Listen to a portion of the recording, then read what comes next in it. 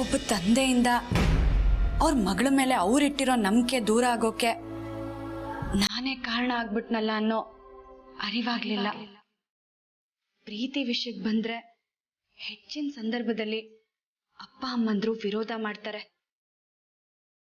ಸಮಯ ಕಳೀತಿದ್ದ ಹಾಗೆ ಸಹಜವಾಗಿ ಎಲ್ಲ ಸರಿ ಹೋಗುತ್ತೆ ಅಂತ ಅನ್ಕೊಂಡಿದ್ದೆ. ಅದಕ್ಕೆ ಸರಿಯಾಗಿ ದಸರಾ ಹಬ್ಬಕ್ಕೆ ನೀವು ಅರಸನ್ ಕೋಟೆಗೆ ಬಂದ್ರಿ. ಜೊತೆಗೆ ಜನನಿ ಅಮ್ಮವ್ರಿಗೆ ಗೊಂಬೆನೂ ತಂದ್ಕೊಟ್ರಿ. ನಾನು ಬಂದಿದ್ದು ಅರಸನ ಕೋಟೆಗಲ್ಲ, ನನ್ನ ಮಗಳು ನೋಡೋದಕ್ಕೆ. ಅದು ನಿನ್ನ ಒತ್ತಾಯಕ್ಕೆ. ಹಾ, ನೆನ್ಪಿದೆ ಬುದ್ಧಿ. ನೀವ್ ಅರಸನ್ ಕೋಟೆ ಮನೆಯೊಳಗಡೆ ಕಾಲಿಡದೆ ಇದ್ರು ನಾವಿರೋ ಮನೆಗ್ ಬಂದು ಮಗಳ ಮುಖ ನೋಡಿ ಹರಿಸಿ ಹೋದ್ರಿ. ಅಲ್ಲಿಗೆ ಒಂದ್ ಹಂತಕ್ಕೆ ಎಲ್ಲ ಸರಿ ಹೋಯ್ತು ಅಂತ ಅನ್ಕೊಂಡಿದ್ದೆ. ಆದ್ರೆ ಇವತ್ತು ದೇವಸ್ಥಾನದಲ್ಲಿ ನೀವ್ ಎಲ್ರ ಮುಂದೆ ನಿಮ್ ಮಗಳಿಗೋಸ್ಕರ ಮಂಡಿ ಉರ್ದಾಗ ನಮ್ಗಾದ್ ನೋವು ಅಷ್ಟಿಷ್ಟಲ್ಲ. ಮಗಳ ಬಗ್ಗೆ ಮನ್ಸಲ್ಲಿ ಇಷ್ಟು ಪ್ರೀತಿ ಇರೋ ತಂದೆಗೆ ನಾವ್ ಎಷ್ಟು ನೋವು ಕೊಟ್ಬಿಟ್ವಿ ಅಂತ ಅನ್ನಿಸ್ತು. ಜೊತೆಗೆ ಊರವ್ರ ಮುಂದೆ ನೀವು ತಲೆ ಬಾಗೋದಕ್ಕೆ ನಾವೇ ಕಾರಣ ಆಗ್ಬಿಟ್ವಲ್ಲ ಅನ್ನೋ ಪಾಪ ಪ್ರಜ್ಞೆ ಕಾಡ್ತಿದೆ ಬುದ್ಧಿ. ತಂದೆ ತಾಯಿಗಳು ಮಕ್ಕಳನ್ನ ಅದೆಷ್ಟೇ ಪ್ರೀತಿಯಿಂದ ನೋಡ್ಕೊಂಡ್ರು ಕೂಡ ಈ ಪ್ರೀತಿ ಪ್ರೇಮ ಅನ್ನೋ ವಿಚಾರಕ್ಕೆ ಬಂದಾಗ ಪ್ರೀತಿಸಿದವನಿಗಿಂತೂ ದೊಡ್ಡದು ಜಗತ್ತಲ್ಲಿ ಅವ್ರಿಗೆ ಇನ್ಯಾವುದೂ ಇರೋದಿಲ್ಲ. ಆದರೆ ತಂದೆ ತಾಯಿಗಳಿಗೆ ಹಾಗಲ್ಲ. ಮಕ್ಕಳು ಅದೆಷ್ಟೇ ತಪ್ಪು ಮಾಡಿರಲಿ, ಎಳ್ಳಷ್ಟು ಅವ್ರ ಮೇಲಿನ ವಾತ್ಸಲ್ಯ ಅಂತೂ ಕಡಿಮೆ ಆಗೋದಿಲ್ಲ. ಇದನ್ನು ಮಕ್ಕಳು ಅರ್ಥ ಮಾಡ್ಕೊಳ್ಳೋದಿಲ್ಲ. ದುಡುಕ್ತಾರೆ. ಇಂಥವ್ರಿಗೆ ಇಂಥವ್ರೆ ಅಂತ ಭಗವಂತ ಆಗಲೇ ನಿರ್ಣಯ ಮಾಡಿ ಭೂಮಿ ಕಳಿಸಿರ್ತಾನೆ. ಇದನ್ನು ನಾವು ಅರ್ಥ ಮಾಡ್ಕೊಳ್ಳೋದು ಸ್ವಲ್ಪ ತಡ ಆಗಿರುತ್ತೆ ಅಷ್ಟೇನೆ. ಜನನಿ ವಿಚಾರದಲ್ಲೂ ಆಗಿದ್ದಿದೆಮ್ಮ, ಏನು ಮಾಡೋಕ್ಕಾಗತ್ತೆ? ಈಗ ಜನನಿ ಅಮ್ಮವರು ಚಿಕ್ಕೇಶ್ಮನ್ರನ್ನ ಮದ್ವೆ ಆಗಿರೋದು ನಿಮಗೆ ಖುಷಿ ಇದೆ ಅಲ್ವಾ ಬುದ್ಧಿ?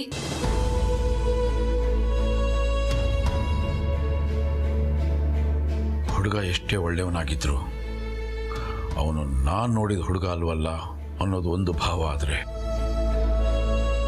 ನಾನು ಎಷ್ಟೇ ಹುಡುಕಿದ್ರು ಇಷ್ಟು ಒಳ್ಳೆ ಹುಡುಗನ್ನ ಹುಡುಕಿ ತರಕ್ಕಾಗ್ತಿರ್ಲಿಲ್ವಲ್ಲ ಅನ್ನೋದು ಇನ್ನೊಂದು ಭಾವ. ಸದ್ಯಕ್ಕೆ ನನ್ನ ಪರಿಸ್ಥಿತಿ ಇರೋದೇ ಹೀಗೆ. ಜನನಿ ಅಮ್ಮವ್ರ ಆಯ್ಕೆ ಸರಿ ಅಂತ ಒಪ್ಕೊಂಡ್ರಲ್ಲ, ನನ್ಗಷ್ಟೇ ಸಾಕು ಬುದ್ಧಿ.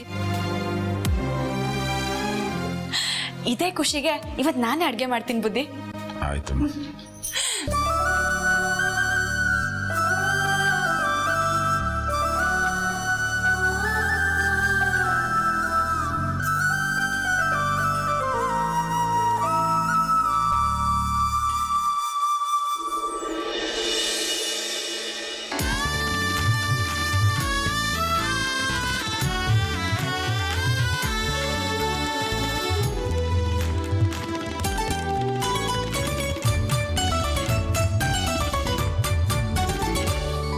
ನಾವು ಎಲ್ಲರೂ ಸೇರಿ ಈ ಥರ ನಗ್ನಗ್ತಾ ಊಟ ಮಾಡಿ ಎಷ್ಟು ದಿನ ಆಯಿತು.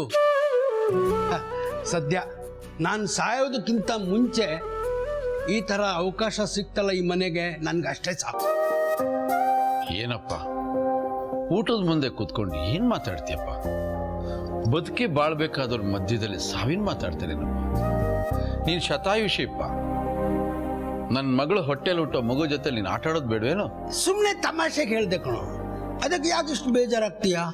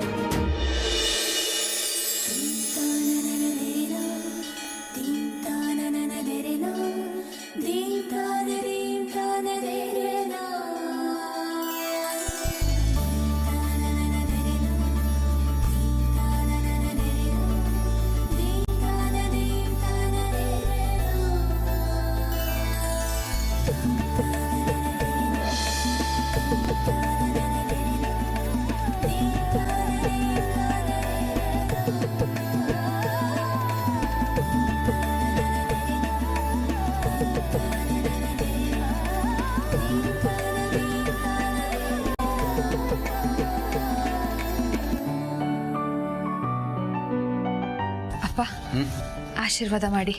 ಉಭಯಕುಶಲ ಚಿರಜೀವನ ಪ್ರಸುತ ಭರಿತ ಮಂಜುಳತರ ಶೃಂಗಾರೆ ಸಂಚಾರ ದೀರ್ಘ ಸುಮಂಗಲಿ ಭವ, ದೀರ್ಘಾಯುಷ್ಮಾನ ಭವ, ಇಷ್ಟಾರ್ಥ ಸಿದ್ಧಿರಸ್ತು.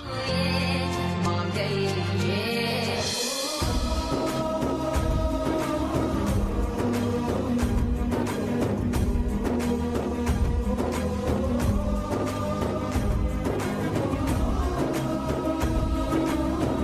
ನನ್ನ ಕಂದನ್ನ ಚೆನ್ನಾಗಿ ನೋಡ್ಕೊಳ್ಳಿ. ತಂದೆ ತನ್ನ ಮಗಳಿಗೆ ಕೊಡೋ ಪ್ರೀತಿನ ಗಂಡ ತನ್ನ ಹೆಂಡತಿ ಕೊಡೋಕ್ಕಾಗಲ್ಲ.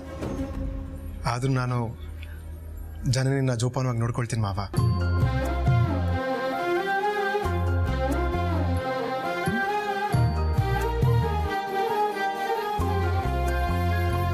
ಹಾಗೆ ಬಂದು ಇಷ್ಟು ಬೇಗ ಹೋಗ್ತಾ ಇದ್ದೀರಿ. ಇನ್ನೊಂದು 4 ದಿನ ಇದ್ದು ಹೋಗ್ಬೋದಾಗಿತ್ತಲ್ಲ. ನನಗೆ ಇವತ್ತಿರೋದಕ್ಕಾಗಲ್ಲ, ಒಂದು ಇಂಪಾರ್ಟೆಂಟ್ ಕೆಲಸ ಇದೆ. ಬೇಕಾದರೆ ಜನನಿ ಪ್ರೀತಿ ಇರ್ತಾರೆ. ಇಲ್ಲ ಮಾವ, ನಾನು ಹೋಗಬೇಕು. ಬೇಕಾದ್ರೆ ಜನನೇ ಇರಲಿ, ಆಮೇಲೆ ಬಂದು ಕರ್ಕೊಂಡು ಹೋಗ್ತೀನಿ. ಬೇಡ ಬೇಡ, ಮದುವೆ ಆದ ಹೆಣ್ಮಕ್ಳು ಗಂಡನ್ನು ಬಿಟ್ಟು ತವ್ರ ಮನೇಲಿ ಒಂಟಿಯಾಗಿರೋದು ಬೇಡ. ದೇಹ ಇಲ್ಲಿರುತ್ತೆ, ಮನಸ್ಸೆಲ್ಲ ಅಲ್ಲೇ ಇರುತ್ತೆ. ಇನ್ನೊಂದ್ಸಲ ಒಂದು 4 ದಿನ ಇಲ್ಲೇ ಇರೋ ಹಾಗೆ ಬಂದು ಹೋಗಿ.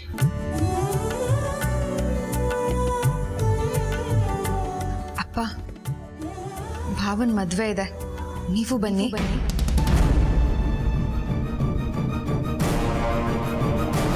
ನಾನು ಪಾರ್ವತಿ ಅಂತ, ಇವರು ನಮ್ಮ ಯಜಮಾನ್ರು.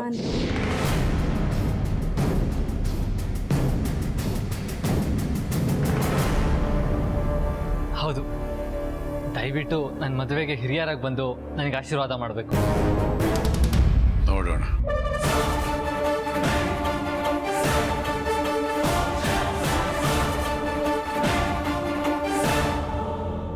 ನಾವೆಲ್ಲ ನಿಮ್ಮನೆಗೆ ಬಂದಾಯಿತು, ನೀವು ಯಾವಾಗ ನಮ್ಮ ಊರಿಗೆ ಬಂದು ನಮ್ಮ ಅರಸನಕೋಟೆಗೆ ಬಂದು ನಮ್ಮ ಆತಿಥ್ಯ ಸ್ವೀಕರಿಸೋದು? ಎಲ್ಲದಕ್ಕೂ ಕಾಲ ಕೂಡಿ ಬರಬೇಕಲ್ಲ.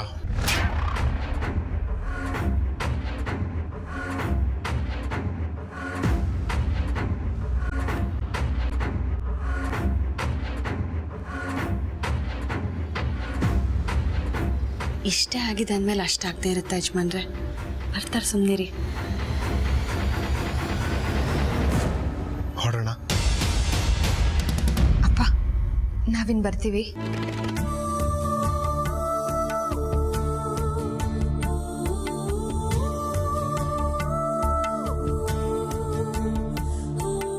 ಹೋಗ್ಬಿಡ್ಬಾ. ಪುಟ್ಟಿ, ಅಜ್ಜಯ್ಯ, ನಾನೇನು ಬರ್ತೀವಿ. ಹೋಗ್ಬಿಡ್ಬಾ.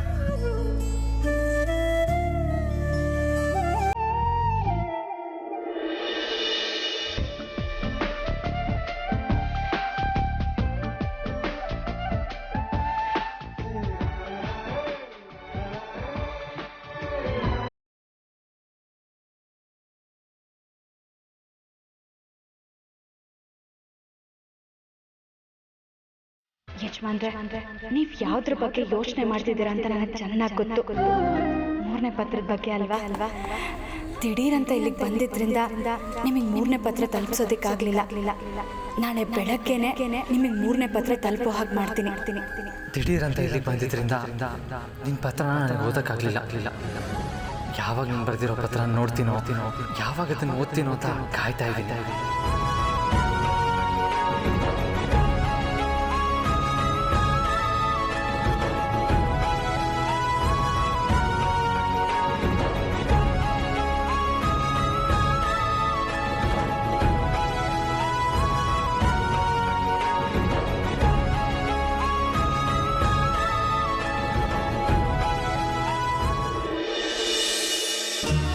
ಸರಿ, ಇದರಲ್ಲಿರೋ ಇಷ್ಟು ದಿನಸಿನೂ ತಗೊಂಡ್ಬಂದ್ಬಿಡಿ. ಸರಿ ಸಾವಿತ್ರಕ್ಕ. ಭಾಗ್ಯ, ನಾವು ದಿನಸಿ ತಗೊಂಡ್ ಬರ್ತೀವಿ ಪಾರ್ವತಿ. ಸರಿ. ಏನೇ ಪಾರ್ವತಿ, ನಿಮ್ಮ ದೊಡ್ಡ ಯಜಮಾನ್ರಿಗೆ ಪತ್ರ ಬರ್ತೀಯಾ? ಇಲ್ಲ. ಯಾಕೆ? ನನಗೆ ನಿನ್ನ ಮೇಲೆ ಕೋಪ ಬಂದಿದೆ. ಏನೇ ಪಾರ್ವತಿ, ನಾನು ಕೇಳ್ತಾ ಇರೋದೇನು, ನೀನು ಹೇಳ್ತಾ ಇರೋದೇನು? ನನ್ನ ಪ್ರಶ್ನೆಗೂ ನಿನ್ನ ಉತ್ತರಕ್ಕೂ ಸಂಬಂಧನೇ ಇಲ್ವಲ್ಲೇ? ಸಂಬಂಧ ಇದೆ. ಅಲ್ಲ, ಅಲ್ಲ ನೀನ್ ಯಾಕೆ ನಮ್ಮ ಯಜಮಾನ್ರನ್ನ ದೊಡ್ಡ ಯಜಮಾನ್ರು ಅಂತ ಕರೆದಿದ್ದು? ಮತ್ತಿನ್ನೇನಂತ ಕರಿಬೇಕು? ನಿಮ್ಮ ಯಜಮಾನ್ರು ಅಂತ ಕರಿಬೇಕು. ಓಹೋ, ಸರಿ ಸರಿ. ನಿಮ್ಮ ಯಜಮಾನ್ರಿಗೆ ಪತ್ರ ಬರ್ದಿಯಾ? ಅವ್ರಿಗೆ ತಲುಪ್ತಾ? ಬರ್ತಿದ್ದೀನಿ, ಇನ್ನೂ ತಲುಪಿಸಿಲ್ಲ. ಯಾಕೆ? ಯಾಕೆ ಅಂದ್ರೆ ಇದನ್ನಿನ್ನೂ ಬಾಕ್ಸಿಗೆ ಹಾಕಿಲ್ಲ, ಅದಕ್ಕೆ. ಅದೇ ಯಾಕೆ ಹಾಕಿಲ್ಲ ಅಂತ? ರಮೇಶ್ ಅಣ್ಣನ ಕಣ್ಣು ತಪ್ಪಿಸಿ ಹಾಕೋದಕ್ಕಾಗ್ಲಿಲ್ಲ. ಯಜಮಾನ್ರು ಆಫೀಸಿಗೆ ಹೋಗೋಕ್ ಮುಂಚೆ ಇದನ್ನ ಹಾಕ್ತೀನಿ, ಸರಿನಾ? ಸರಿ ಸರಿ. ಈಗ ನಿಮ್ಮ ಯಜಮಾನ್ರಿಗೆ ಕಾಫಿ ಮಾಡ್ಕೊಡು ಹೋಗು.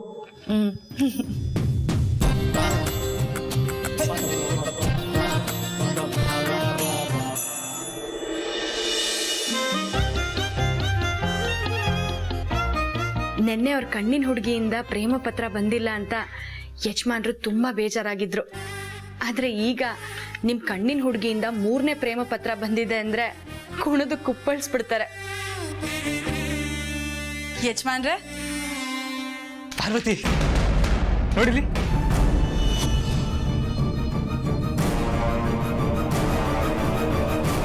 ಏನಿದು ಯಜಮಾನ್ರೆ?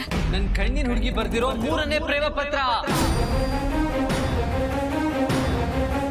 ಅಂತೂ ನನ್ನ ಕಣ್ಣಿನ ಹುಡುಗಿ ಕಡೆಯಿಂದ 3ನೇ ಲೆಟ್ರು ಬಂತು ಪಾರ್ವತಿ, 3ನೇ ಲೆಟ್ರು ಬಂತು.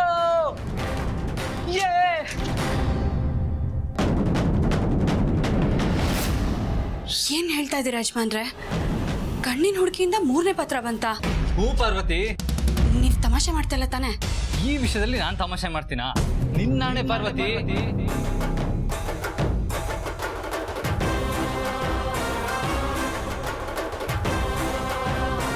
ಯಾಕೆ ಪಾರ್ವತಿ, ನನ್ನ ಮಾತಿನ ಮೇಲೆ ನಂಬಿಕೆ ಬರ್ತಾ ಇಲ್ವಾ?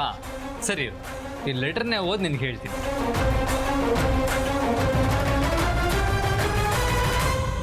ಪ್ರೀತಿಯ ನನ್ನವರಿಗೆ, ನಿನ್ನೆ ನೀವು ನನ್ನನ್ನು ಕಂಡು ಹಿಡಿಯೋದಕ್ಕೆ ನಿಮ್ಮ ತಮ್ಮ ಮತ್ತೆ ನಾದ್ನಿ ಜೊತೆ ಸೇರ್ಕೊಂಡು ಪ್ರಯತ್ನ ಪಟ್ರಿ. ಅದು ನನಗಿಷ್ಟ ಆಗಲಿಲ್ಲ. ಅದಕ್ಕೆ ನಾನು ನಿಮ್ಮನ್ನ 1 ದಿನ ಪತ್ರ ಬರೀದೆ ಕಾಯಿಸ್ದೆ. ಅದಕ್ಕೆ ಕ್ಷಮೆ ಇರಲಿ. ಇನ್ಮುಂದೆ ನಾನು ನಿಮ್ಮನ್ನ ಕಾಯಿಸಲ್ಲ. ನಾನು ನಾಳೆನೇ ನಿಮ್ಮ ಕಣ್ಮುಂದೆ ಬರ್ತಾ ಇದ್ದೀನಿ.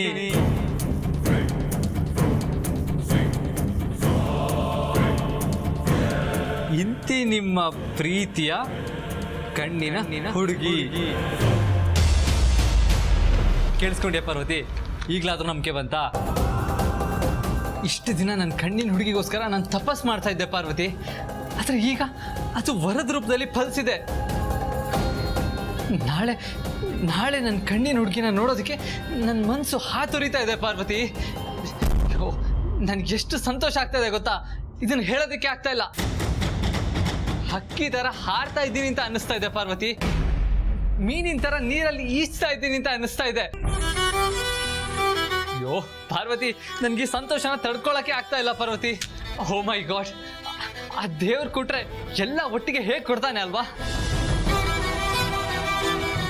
ಹಾಗೆ ಅನುಷ್ಕಾಗೂ ಕಣ್ಣಿನ ಹುಡುಗಿ ಬಗ್ಗೆ ನಾನು ಹೇಳಾಯ್ತು, ಅವಳು ಒಪ್ಕೊಂಡಿದ್ದಾಳೆ. ಸ್ವಲ್ಪ ಹೊತ್ತು ಮುಂಚೆ ಅವಳು ಫೋನ್ ಮಾಡಿದ್ಲು. ಇವತ್ತೇ ಅಮ್ಮನ ಹತ್ರ ಕಣ್ಣಿನ ಹುಡುಗಿ ಬಗ್ಗೆ ಮಾತಾಡಿ ಈ ಮದ್ವೆನ ಕ್ಯಾನ್ಸಲ್ ಮಾಡಿಸ್ತೀನಿ ಅಂತ ಹೇಳಿದ್ಲು ಪಾರ್ವತಿ. ನಾನ್ ಪತ್ರ ಬರೀದೆ, ಇದೇ ಬಂತು. ನಾನು ಬರ್ದಿರೋ 3ನೇ ಪ್ರೇಮ ಪತ್ರ ಇನ್ನೂ ನನ್ನ ಕೈಯಲ್ಲೇ ಇದೆ. ಹಾಗಿದ್ಮೇಲೆ ಈ ಪತ್ರ ಯಾರು ಬರ್ದಿರಬಹುದು?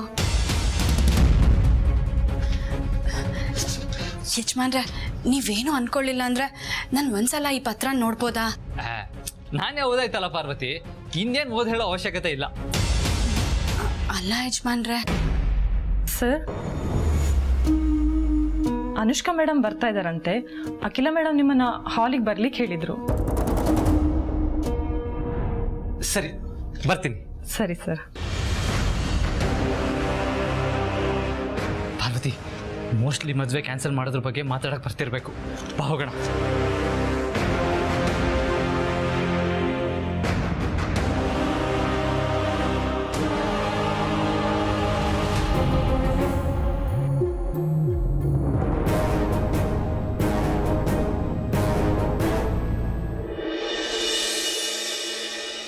ಬಾಮ್ಮ ಅನುಷ್ಕಾ, ಆಶೀರ್ವಾದ ಮಾಡಿ. ಚೆನ್ನಾಗಿರಮ್ಮ. ಇದೇನಮ್ಮ ಅನುಷ್ಕಾ, ಪ್ರತಿ ಸಲ ಬಂದಾಗ್ಲೂ ಅತ್ತೆ ಅಂತ ಬಾಯಿ ತುಂಬಾ ಕರೆದು ಆಮೇಲೆ ಆಶೀರ್ವಾದ ಮಾಡಿ ಅತ್ತೆ ಅಂತ ಹೇಳ್ತಿದ್ದೆ. ಇವತ್ತೇನು ನಿನ್ ಬಾಯಲ್ಲಿ ಅತ್ತೆ ಅನ್ನೋ ಪದಾನೇ ಬರ್ಲಿಲ್ಲ. ಯಾಕೋ ಇನ್ ಮುಂದೆ ಇವ್ರನ್ನ ಅತ್ತೆ ಅಂತ ಕರೆಯೋಕ್ ಮನ್ಸಾಗ್ತಿಲ್ಲ.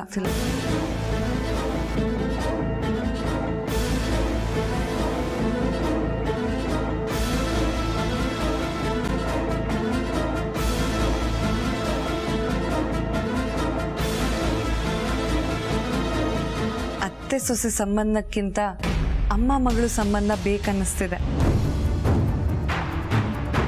ಅಮ್ಮನ ಹತ್ರ ಕಣ್ಣಿನ ಹುಡುಗಿ ಬಗ್ಗೆ ಮಾತಾಡೋಕೆ ಬಂದಿದ್ದಾಳೆ ಅಂತ ಅನ್ಸುತ್ತೆ. ಖಂಡಿತ ಅನುಷ್ಕಾ, ನಾನು ಹೆಣ್ಮಗುಗೆ ಜನ್ಮ ಕೊಡದೇ ಇರ್ಬೋದು, ಆದರೆ ನಮ್ಮ ಸೌಜನ್ಯನ ಮಗಳ ಥರನೇ ನೋಡ್ಕೊಳ್ಳೋದು. ಜನನಿ ಸಂಬಂಧದಲ್ಲಿ ನನಗೆ ಸೊಸೆ ಆಗಿರ್ಬೋದು, ಆದರೆ ಅವಳನ್ನು ಪ್ರೀತಿಯಿಂದ ಮಗಳ ಥರನೇ ನೋಡ್ಕೊಳ್ಳೋದು.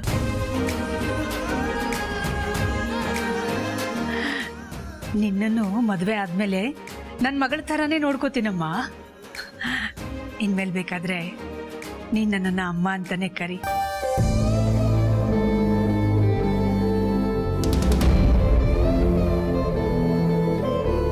ಅಮ್ಮ, ನಾನು ನಿಮ್ಮ ಹತ್ರ ಮಾತಾಡಬೇಕಿತ್ತು.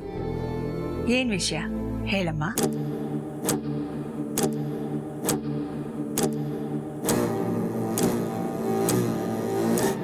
ಮದುವೆ ಕ್ಯಾನ್ಸಲ್ ಮಾಡೋದ್ರ ಬಗ್ಗೆ ಮಾತಾಡ್ತಾಳೆ. ಬೇಗ ಮಾತಾಡು ಅನುಷ್ಕಾ. ಅಮ್ಮ, ಅದು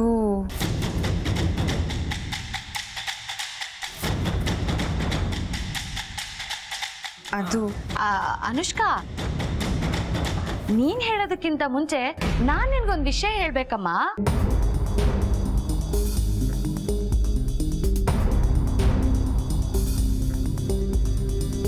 ಅಯ್ಯೋ, ಎಲ್ರು ಯಾಕೆ ಹಾಗೆ ನೋಡ್ತಿದ್ದೀರಾ?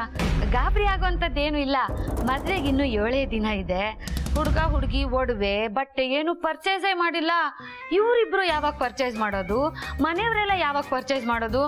ನೀವಿಬ್ರು ಪರ್ಚೇಸ್ ಮಾಡೋ ತನಕ ನಾನು ಏನು ತಗೊಳಂಗಿಲ್ಲ. ಅದಕ್ಕೆ ಯಾಕೆ ಅರ್ಜೆಂಟ್ ಚಿಕ್ಕಮ್ಮ? ವೆಡ್ಡಿಂಗ್ ಪ್ಲಾನರ್ಸ್ ಅದನ್ನ ನೋಡ್ಕೊಳ್ತಾರೆ ಬಿಡಿ.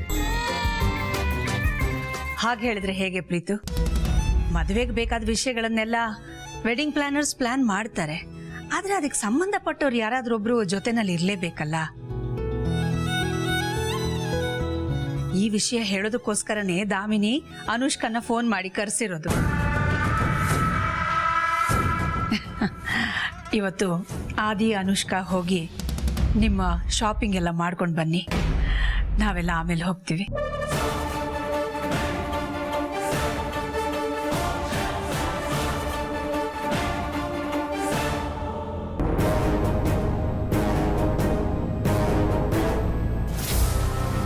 ಏನಮ್ಮ ಅನುಷ್ಕಾ? ಸರಿ ಅಮ್ಮ.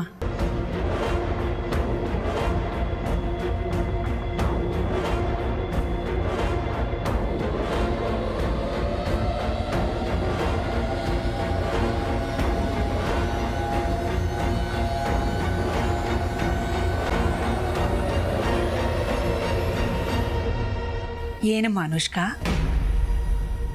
ಏನಾದರೂ ಮಾತಾಡೋದಿದೆಯಾ? ಅದು ನಾನು ಆದಿ ನಿಮ್ಮ ಹತ್ರ ಒಂದು ವಿಷಯನ ಶೇರ್ ಮಾಡ್ಕೋಬೇಕು ಅಂತಿದ್ದೀವಿ. ಅದನ್ನು ನೀವು ಅರ್ಥ ಮಾಡಿಕೊಂಡು ಒಪ್ಕೋತೀರಾ ಅಂತ ಅಂದ್ಕೊಂಡಿದ್ದೀನಿ, ಅಲ್ವಾ ಆದಿ? ಹಾಂ. ಏನಮ್ಮ ವಿಷಯ? ಅಮ್ಮ, ಅದು ಅಯ್ಯೋ, ಆ ವಿಷಯ ಹೇಳೋದಕ್ಕೆ ಅರ್ಜೆಂಟ್ ಏನು? ಮೊದಲು ಪರ್ಚೇಸ್ ಮಾಡ್ಕೊಂಡು ಬನ್ನಿ, ಆಮೇಲೆ ನಿಧಾನವಾಗಿ ಹೇಳ್ಬೋದು. 7 ದಿನ ಅನುಷ್ಕಾ ಇರೋದು, ಟೈಮ್ ಬೇರೆ ಇಲ್ಲ. ಆದಿತ್ಯ, ನೀನ್ ಬೇಗ ರೆಡಿ ಆಗ್ಬಾರಪ್ಪ, ಅನುಷನ್ ಕರ್ಕೊಂಡು ಹೋಗಪ್ಪ.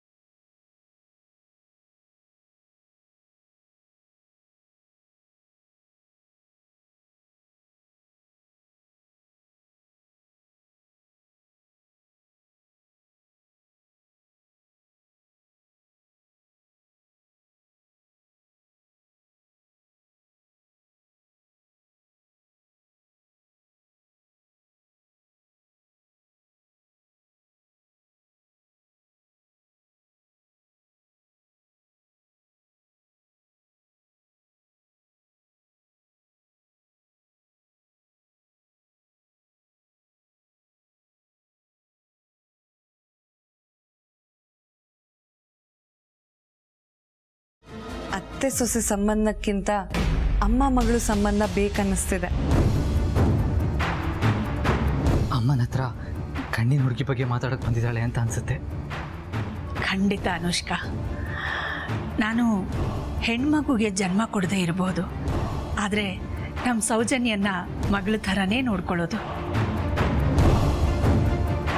ಜನನಿ ಸಂಬಂಧದಲ್ಲಿ ನನಗೆ ಸೊಸೆ ಆಗಿರ್ಬೋದು, ಆದರೆ ಅವಳನ್ನು ಪ್ರೀತಿಯಿಂದ ಮಗಳ ಥರನೇ ನೋಡ್ಕೊಳ್ಳೋದು.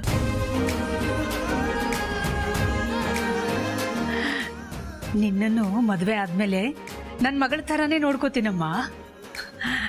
ಇನ್ಮೇಲೆ ಬೇಕಾದರೆ ನೀನು ನನ್ನನ್ನು ಅಮ್ಮ ಅಂತಾನೆ ಕರಿ.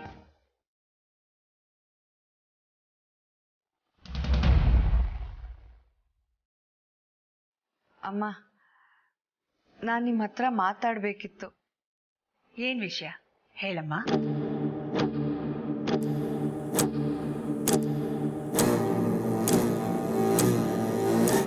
ಮದುವೆ ಕ್ಯಾನ್ಸಲ್ ಮಾಡೋದ್ರ ಬಗ್ಗೆ ಮಾತಾಡ್ತಾಳೆ. ಬೇಗ ಮಾತಾಡು ಅನುಷ್ಕಾ.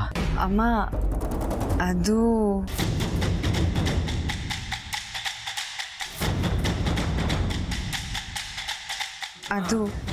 ಅನುಷ್ಕಾ, ನೀನ್ ಹೇಳೋದಕ್ಕಿಂತ ಮುಂಚೆ ನಾನ್ ನಿನ್ಗೊಂದು ವಿಷಯ ಹೇಳ್ಬೇಕಮ್ಮ.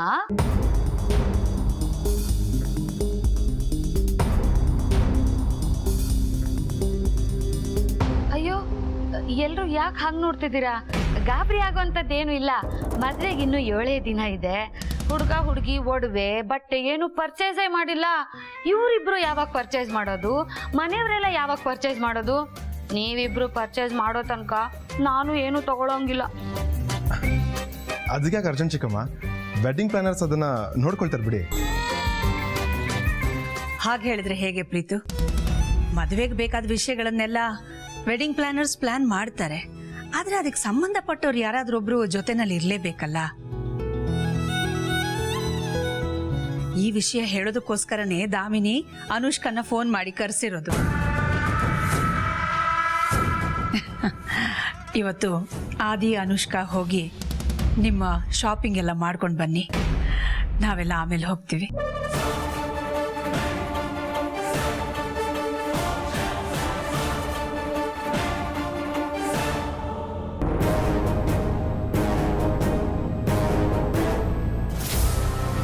ಏನಮ್ಮ ಅನುಷ್ಕಾ?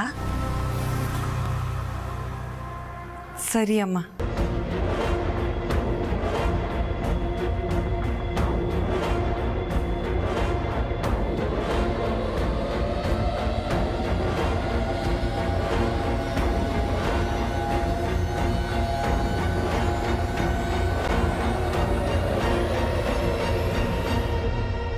ಏನಮ್ಮ ಅನುಷ್ಕಾ,